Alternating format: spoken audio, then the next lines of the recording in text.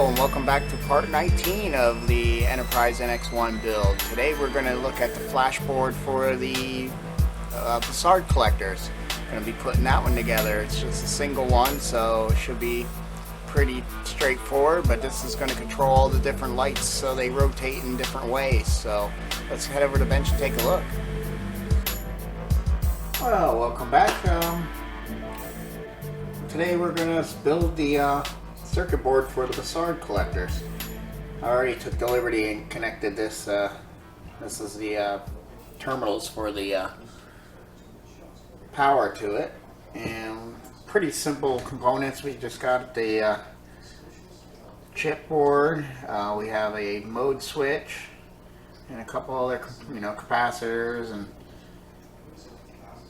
resistors, and we got more pegs that will solder all the different wires from the Bussards. So I'm thinking let's start with some of the lower stuff, since it makes it a little easier. Just like with the flashboards, it makes it a little easier to lay flat and solder them, and they're still pressed tightly against the board. So I'm thinking probably the best thing to do is to actually do the socket for the chip, the control chip. And this mode switch is definitely going to be fun because the way it has to fit in there and bend those things. So we're going to get that in there fairly soon too, so I can get it good and soldered. Certain things have certain ways to go. Of course, the chip has got to set a certain way, but the nice thing about the board, it will show you there's the notch for that, and that shows you which way that will sit. But yeah, everything has a outline of what goes where, but also in the instructions also tells you these two capacitors here, doesn't matter which way they go. Resistors, of course, don't matter which way they go. Now this capacitor here does have a plus and a minus, so of course the plus will be the longer probe, and also the negative will have, in case you do clip them the same length, or just another thing, there's always that white stripe and there's like a little negative symbol on there.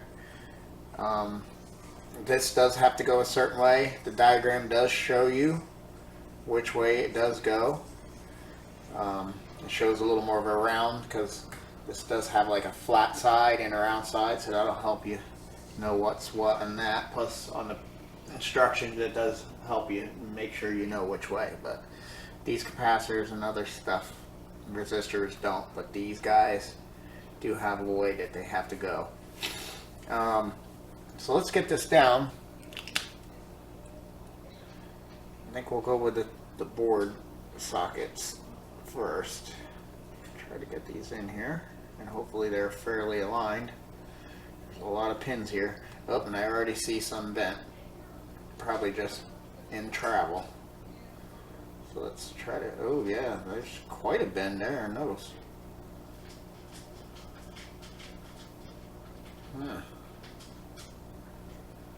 Well, we gotta do something with that. I don't know if I can maybe use this.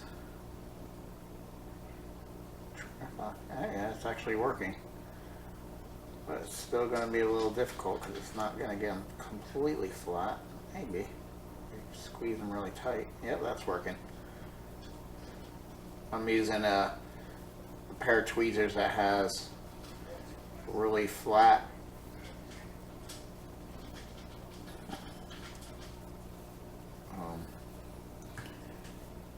a really wide flat thing, because these ends are a little bit torqued, and then I can go in there and try to get them all aligned. It's actually working really good. And just go up that edge like that, and that gets them all in kind of line there. So probably when it was getting pushed down into that foam, because he does carry it in a foam piece, and they could have already, somewhere and somehow they got a little tracked. And yeah, look, it's going right down in. Beautiful. Hopefully my gun got hot because I only just turned it on. And I feel all those little prongs. Let's double check again. Our notch is in the right spot, which will allow the chip has that little notch too. So when you seat it in the socket, it should be good. Let's see if we actually got some heat here. No, it's still a little cool yet. Oh, no, there it goes. So what I'm going to do is I'm going to try to seat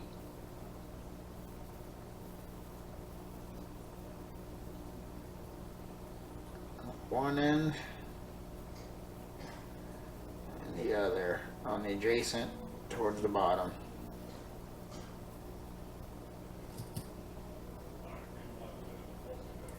And then I'll heat them up again and make sure I'm pressing down really hard so that it all seats well. This way I do, you know, and make sure solder is bubbling through. Yep. So what I did is I did one up here and one in the lower left. That way it's holding it this way and this way. And that way you can press down and it's easier to heat those up to get it to seat, you know, in case it didn't seat all the way on one end. Plus if it's rocking. This guy went together a lot easier seated down because it pressed down good, but I always like to do those first because then you can get them, you know, where they're square and pressed in good. But now we can just go through and fill in all those little terminals of each prong.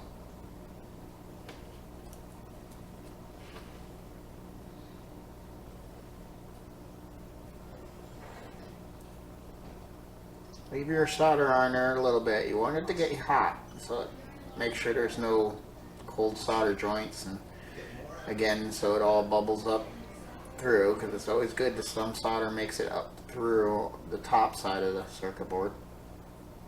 And you know it's got a good connection on both of those, because both sides of the circuit board will have a shiny end.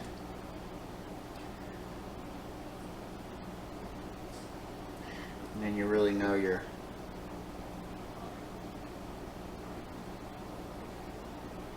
got a good connection. And always look to make sure that your solder joints are, you know, shiny. So there's no cold solder joints. And both parts get heat up. The part you're soldering to the board and the board itself. But you don't want to heat it up so much that you can actually start melting the board. So set, if you have a variable speed, a variable temperature solder iron like this, they're great. Or you can work with different size wire, and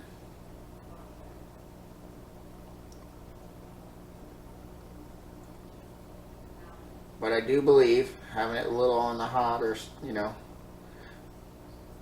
sometimes you don't want to be too cold, like, because then it means you have to hold the iron on the parts longer, which can cause melting in the long run. Where if it's hot and it instantly melts and joins the pieces, is better.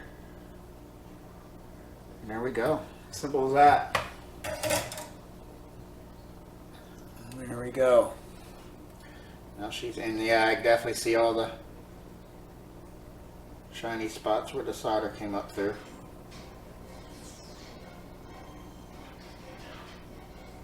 And that's what we want to see.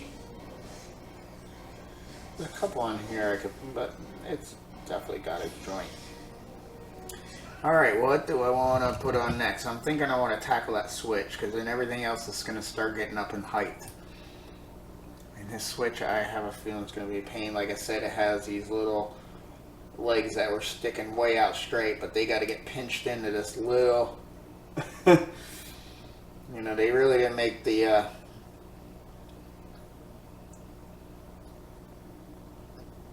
you know, the circuit parts where these two probes have to, legs have to meet the width of the actual switch. kind of sits under it. So I had to, the best I could, bend them. And then another thing I didn't know is most of the things like would have a smaller point. So it fits in the hole, these didn't. The switch didn't. So that's a little difficult. And the switch doesn't matter which way it is. If I remember correctly, it's, yeah, switch fits either way. It's one of those either way things. But I'm gonna think we're gonna wanna, I'm gonna need to hold on to this somehow. Hold on, let's see, can I do it that way? That would be the way. Somehow, without it wanting to twist. Because I'm going to have to, I can't just stick this on there. And we're going to have to use some tweezers here.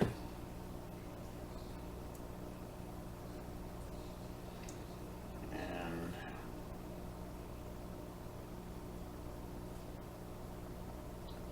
hopefully, this is the part I don't like because I really can't.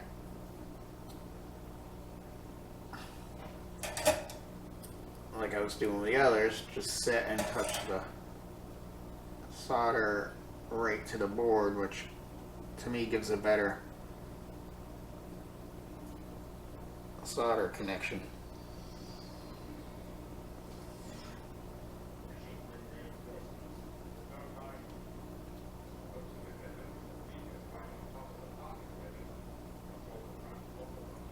Thinking I might even have to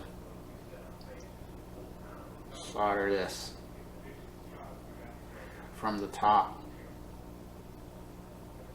Did I get a connection? I don't know. Maybe a little bit.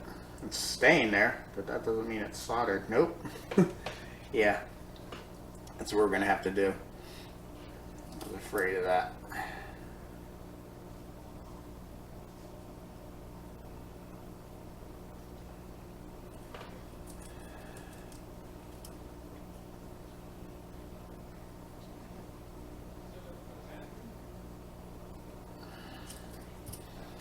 Afraid we're gonna have to do it this way, and then that milled it through.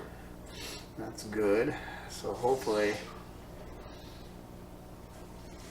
like I said, this is probably gonna be the most difficult part of the whole board. 'Cause now I don't have those holes to really guide me.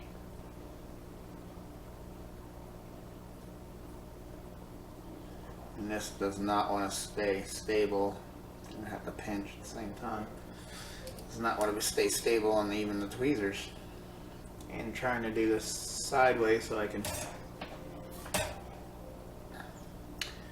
Yeah, I mean, once I got one side down, I could do a better job on the other. But it's hard. Now you see what I'm touching. Unless I start heating this up somehow.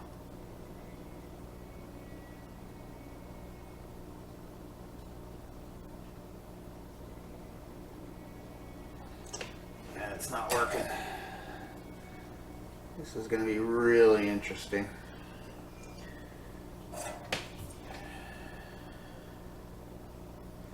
Really a bad switch for this.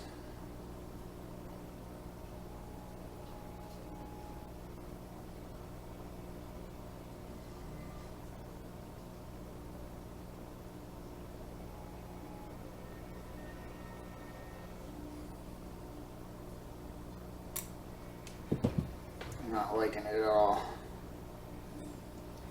Well, that one looked like it grabbed on pretty good, but we're a little crooked. If I can somehow heat this up without it. Oh, I felt it fall in the hole, because one of them does have a little bit of a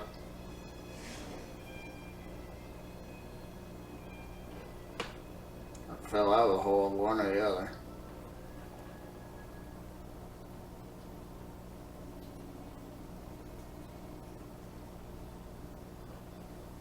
Just not really liking it, especially for something I gotta press.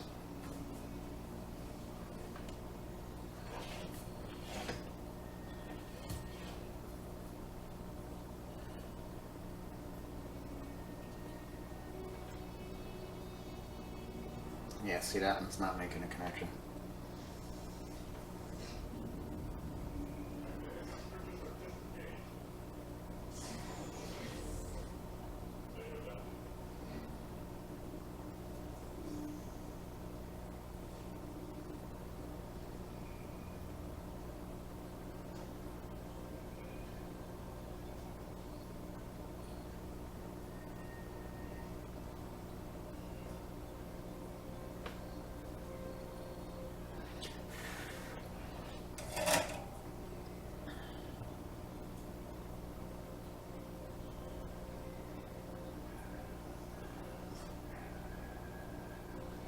Feels like I got a good...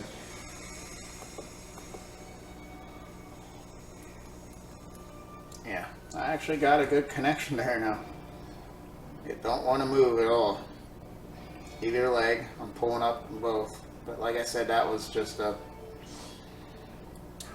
And those prongs weren't long enough to really get a good bend in, and then, you know, to bring them in and then do that. It was like so hard to try to do. But, yep, there it is. So it's on there, and we'll have to live with that. It would have been much easier if it had the little points that, you know, would fit in the hole and that had a pretty decent length to them. Then we would know for sure, and then we could have lined it up. And like, you always want things to come through, just like when you stick these through. You know. You do that and then you trim them. Then you know you got a good through, but I'll have to live with that and hope for the best. But it's on there really good, so for the most part. So let's move on. What should we do next? Maybe do these. I think this one goes here. Let's see. Look at the picture. That's that.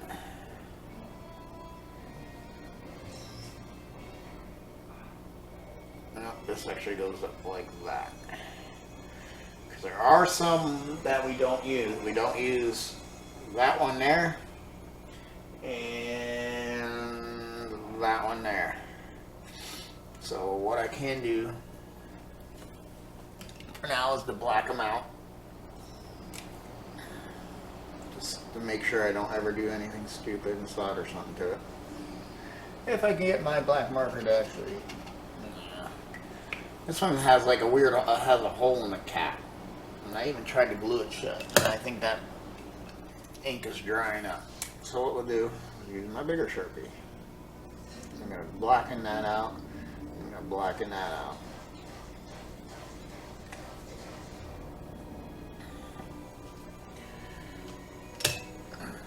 And eventually I'm going to go and color hit, so I know which wire goes to what. I think it's what this single one even says negative. That'll be the negative, that'll be the black, and then the next one's the orange, brown, blue, and then the red, the green, and the yellow. So I'll color code those before I start trying to put the wires on, once we get past this point. So there's also little singles, so we'll stick the little singles in there. We'll solder a bunch at the same time. So we'll hit this side first.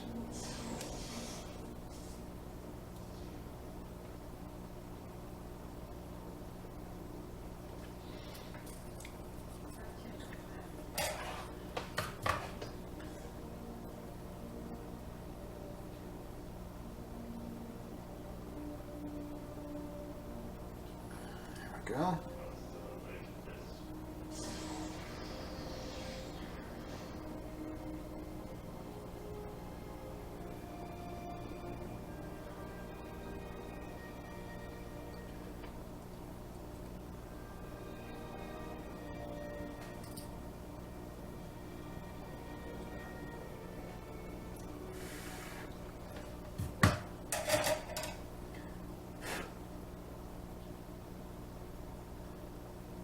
And there we go. I see solder flowing coming on top. Looks like we got a good connection and nothing's wiggling. Alright, now we'll do the other side.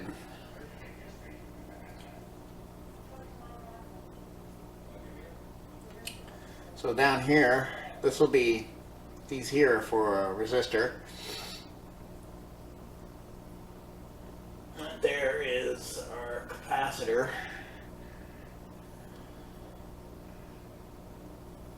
I don't know what those holes are for. Nothing, as far as what we put in. But anywho, but we can put another one of these. We got a double here that goes here to take care of wires 5 and 6, which is the red and green from the nacelles, and then we got a single here for the yellow, and I'll get you in there too. Flip them over. Up. Did so well on the other one. Maybe it'd be better if I do this.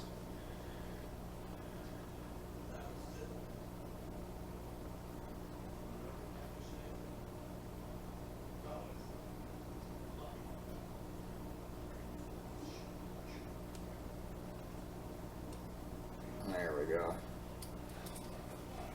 I'm seeing plenty of wires sticking through the prongs.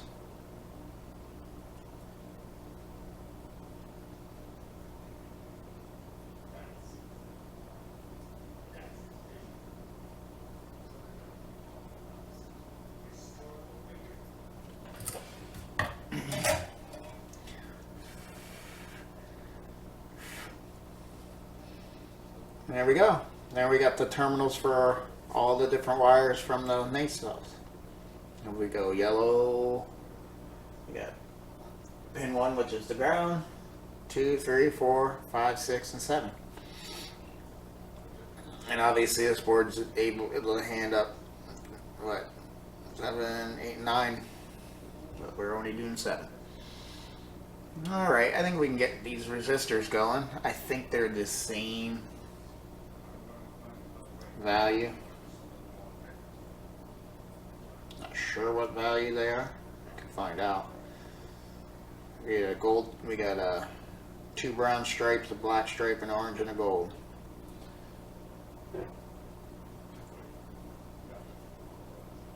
But yeah, I think they're. Well, the board says 10K, so I don't know if that's true. I can find out with my chart. But like I said, we'll bend those down like usual, so they'll fit the holes. Me, I like my boards to look nice and level, nice and clean. But it doesn't matter if it swings, the actual resistor barrel swings either way, closer to one hole or not. But I kind of like, if I can, to keep them looking nice. Might as well do both here. And you go here.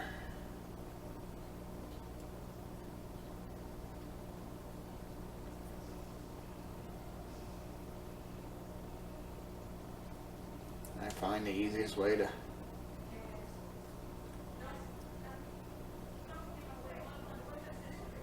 get them swing level, but it doesn't matter.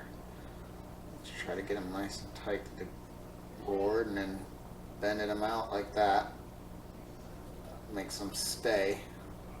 So when you flip it over to solder it, it'll stay.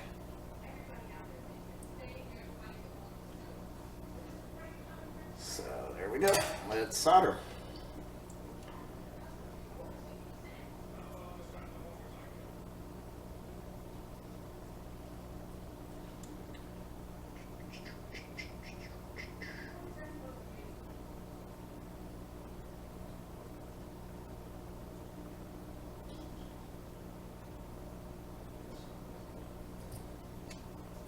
Down. I turned it up for those prongs because they're a little thicker metal.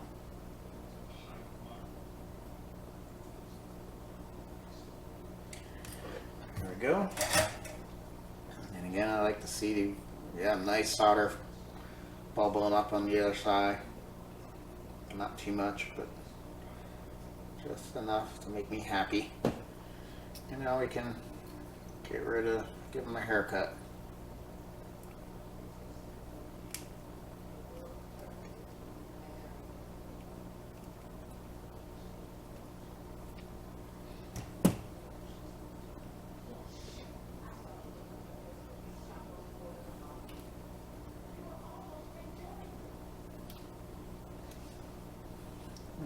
There they are. I like to make sure I grab those, because then if I put a painted model down on here, it won't scratch or stick into it. Okay, now what should we tackle next? Let's go with the next simple thing in these capacitors that don't matter which way they go. One goes here, one goes there. They're kind of an oval shaped pattern on the circuit board itself. Now these are actually a little more tightly packed in the holes are on there.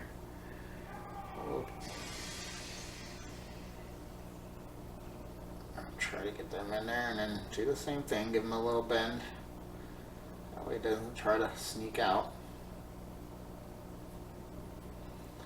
And let's do both at the same time. Instead of keeping having to flip back and forth.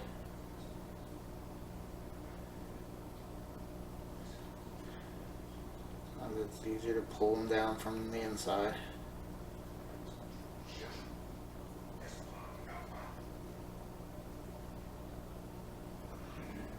Give those legs a bend. There we go.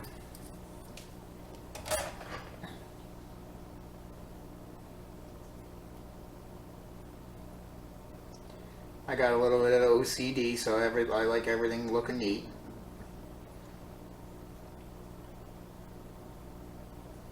Yeah, take a little pride in what you're doing. The way I look at it. No need to rush through and make it look sloppy. To me, when things look neat, it's easier to diagnose and easy to make sure visually that everything looks right and should be working. And then we'll give these a haircut. Why don't we do that over here, and then I don't have to find those pieces. It'd be smarter, wouldn't it?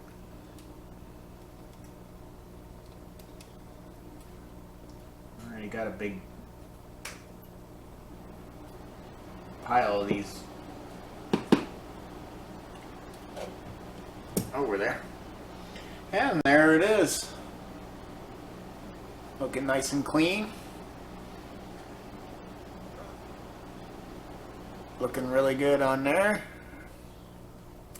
I'm still amazed that we got that switch to stay, but we figured it out. And hopefully it's making good contact, but I have solder going all the way through the holes. And it's got a good grip on there, but still, it still amazes me. Okay, should we try this guy? Which I think is a transistor, to be honest. And this goes that way, if I'm correct. Well, that don't make sense. On there it shows.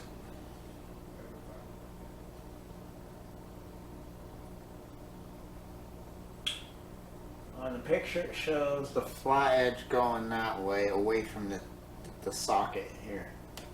And even on his picture, what's it say here? Make sure the voltage regular. Okay, so it's voltage regular. Fits as shown. So I guess that's the way she goes. Even though on there it kind of looks like they're just drawing a circle and it has flat ends. It looks like the one side has more of a flat end than the other. Now this is going to be difficult because it's kind of 1, 2, and then the center one's a little bit more that way.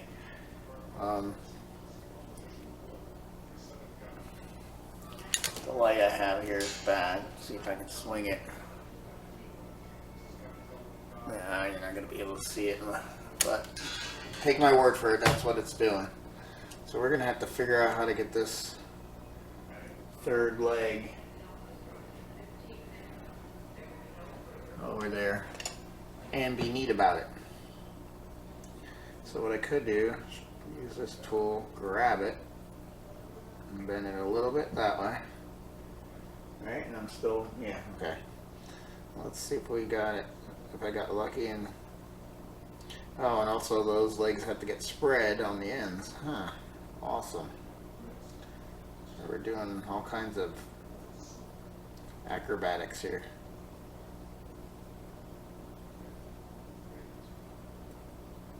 Hey, I got it.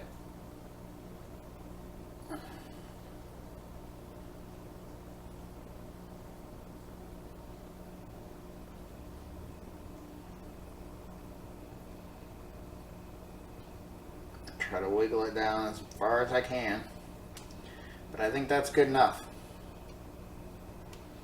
And since everybody's spreading, she's staying in there pretty good. She looks nice and centered. I might give these a little bit of a oomph. Yeah, there we go.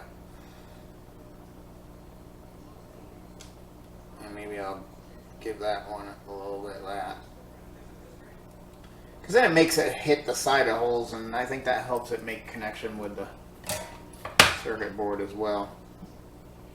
Instead of it just floating in a puddle of solder, it's kind of touching stuff too.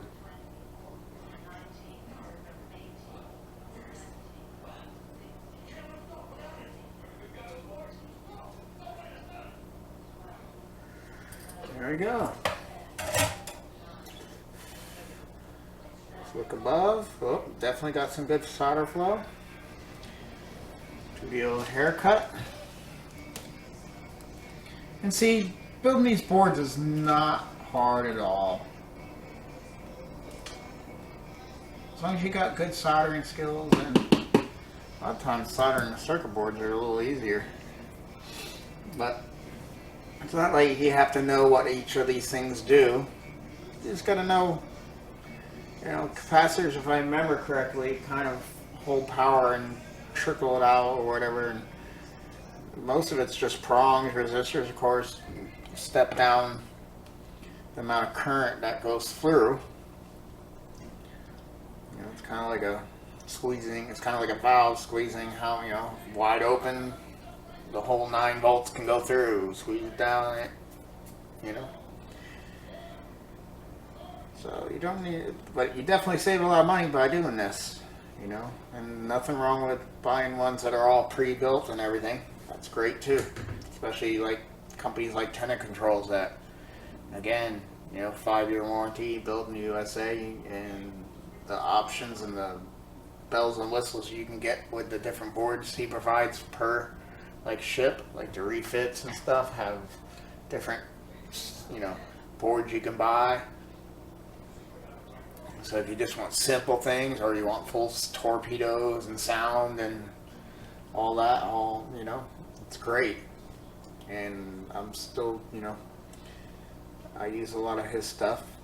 Like I said, I have the deflector dish for my Enterprise A and my refit. And, but, you know, there's just something I like about building this. Makes me feel more part of it.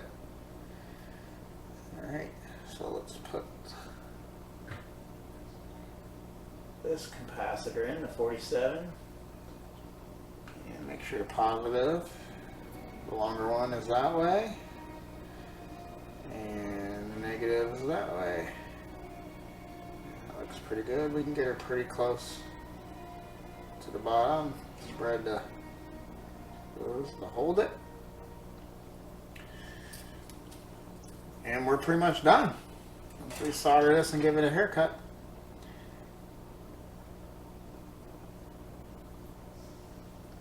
Boom.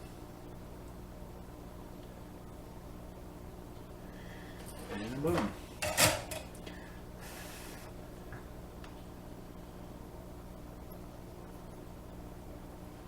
Looking good.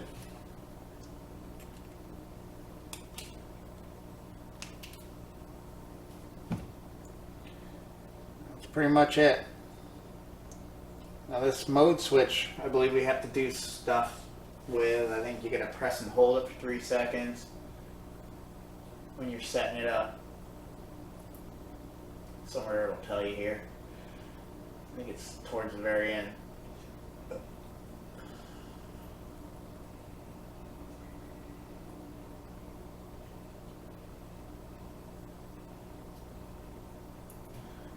Alright, Gary, where is it? Somewhere he tells you.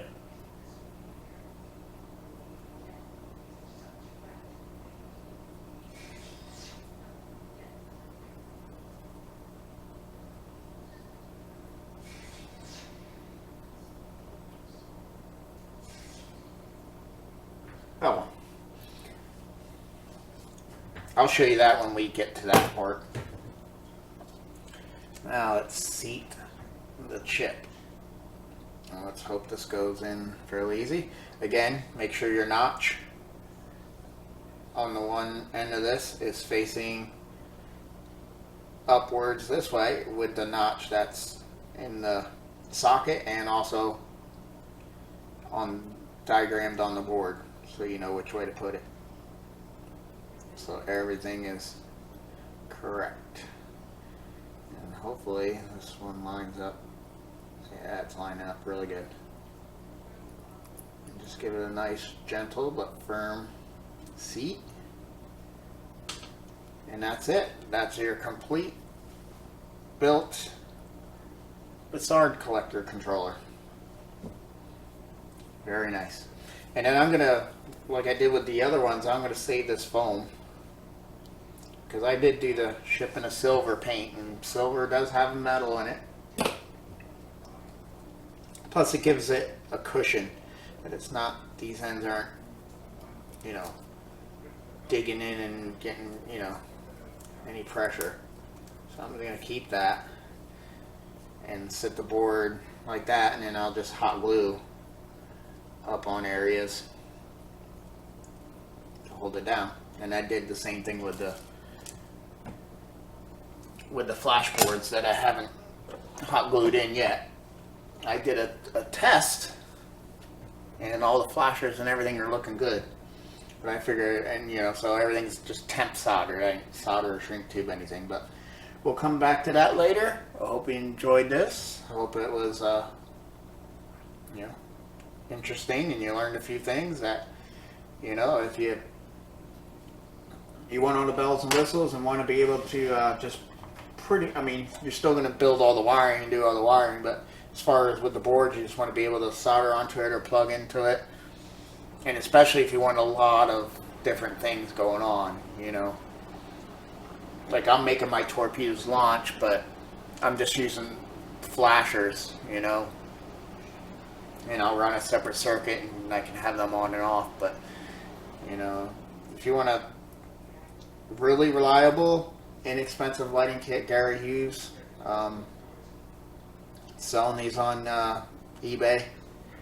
And like I said, it's part of his savings that he extends to you is you get to build the boards, and to me, I like doing that. So I'm a big fan. They're basic, you know. I add a lot of stuff on too as far as lighting, but I'm just looking for basic flashing and my Bussards going. I'm not really looking for sound, you know. I do like the torpedo launches on the A and refit. I think I've also seen it for the B and the Katinga. I think those look really good, but I'm not really, you know, I'm running on a budget, and then I'm not really looking for that. I just want the ships to be able to be there, and, you know, my Katinga, I just have my torpedo launchers on. You know, I wish I'd at least put a flasher in there. I got a small one to build, so maybe I'll do that. and but the 1350 I have is, you know, I went with the actual Polar Lights lighting kit for that. So, but the Reliant, I'm gonna pretty much make up on my own. I don't know, you know, I might order a. I could probably order a refit lighting kit for it from Gary. That would give me the 2 flashing boards and stuff like that. But I think what I'm going to do is, one thing I learned from Boyd is, like, if I get a flasher and I run it in series to a regular light, it'll make that regular light flash with it. So I might just do that, because there's not, you know, but I got to make sure I stay within 9 volts unless you run 12 volts to it. But you can run 12 volts, I believe, to these. If I remember correctly, I think this can handle 12 volts. It should say.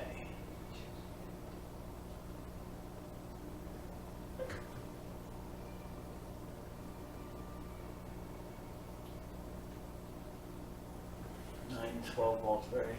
You will need a. Yeah, you can run this at 12 volts as well. So I think all his kits you can run from 9 to 12, because the lighting strips need to see at least 9, so they can run 12 and be brighter. But I like to run everything at 9. It gives a good lighting level.